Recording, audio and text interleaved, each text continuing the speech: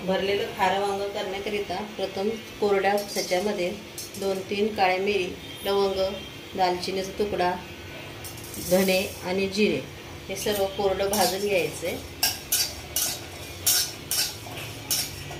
जिरा अर्धा चमचा, धणे 2 चमचे घ्यायचे, 2-3 काळे मिरे, 2-3 लवंग आणि एक दालचिनीचा तुकडा हे कोरडंच भाजून घ्यायचे। भाजून झालं की मिक्सरच्या भांड्यामध्ये याला काढून घ्यायचे। त्यानंतर त्यामध्ये सुकं खोबरं भाजून घ्यायचं, तेल टाकायचं नाही, कोरडंच भाजून घ्यायचं।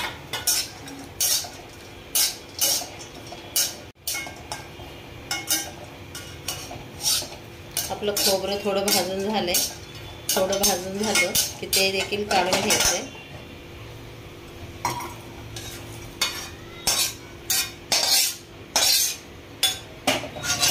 त्यानंतर थोडंसं तेल टाकून त्याच्यावर हिरवी मिरची भाजून घ्यायची।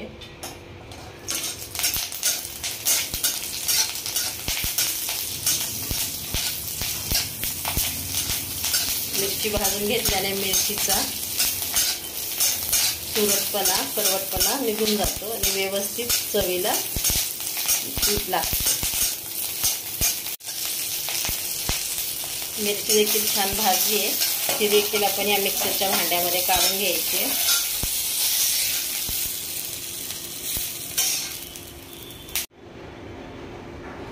याच वाटणामध्ये सोललेला लसूण घ्यायचा आहे, लसूण थोडासा जास्त घ्यायचा, 2-3 अद्रकचे तुकडे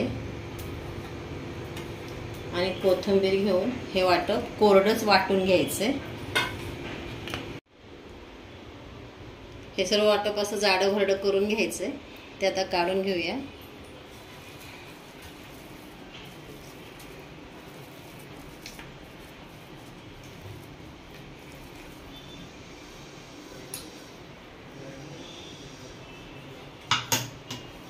याच मिक्सरच्या भांड्यामध्ये इथे मी शेंगदाणे भाजून घेतलेले आहेत, ते देखील लावून घ्यायचे। याच वाटपामध्ये जे शेंगदाणे आपण भाजून घेतले ते जाडे भरडे वाटून घ्यायचे।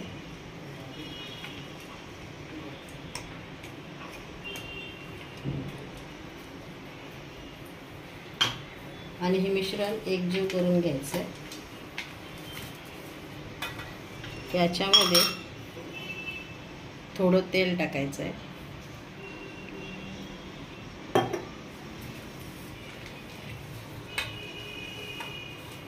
हे मिश्रण मिक्स करून घ्यायचंय।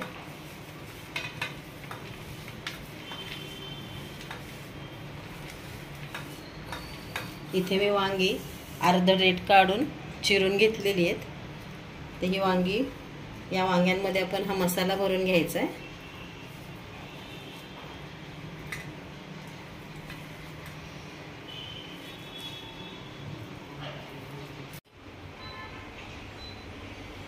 इथे एका कढईमध्ये मी तेल गरम करून घेतले, त्यामध्ये फोडणीकरिता थोडीशी मोहरी,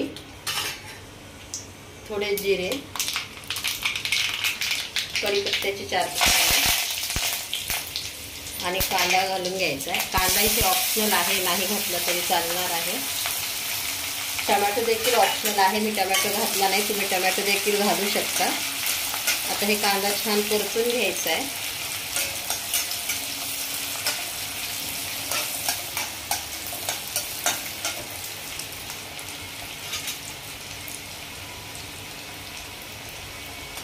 हा कांदा भाजून झालाय, यामध्ये अर्धा चमचा हळद टाकून घ्यायची। इथे आपण लाल तिखट काही टाकणार नाही आहोत। मीठ टाकून घ्यायचंय 1 चमचा,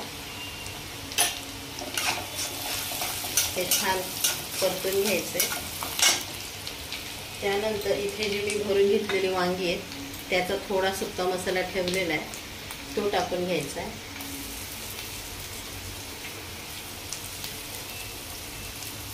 तो देखील छान परतून घ्यायचा तेलामध्ये।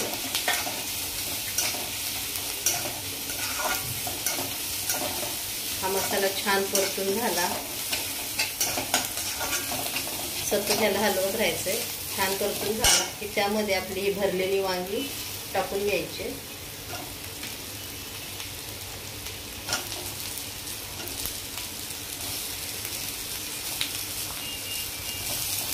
आणि ते देखील छान परतून घ्यायचे।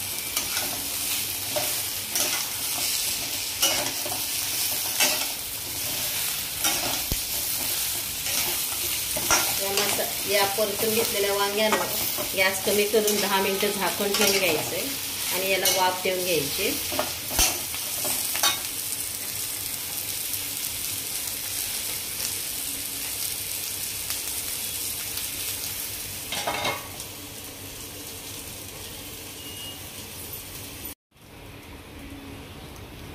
हे झाकण काढून मधून मधून ते हलवून घ्यायचेत वांगी। पहा वांगी छान अशी ब्राऊन झालेली आहे। त्यानंतर आपण त्यामध्ये पाणी टाकून घ्यायचंय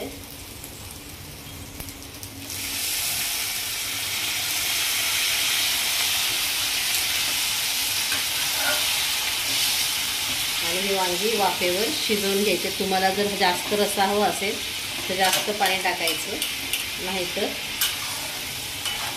सुक्क थोडं ओलं सुक्क देखील करू शकता।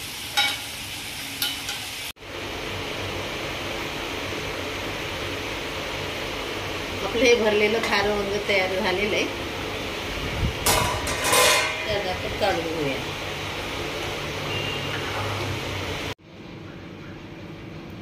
आपलं हे भरलेलं खारं वांग तयार झालं आहे।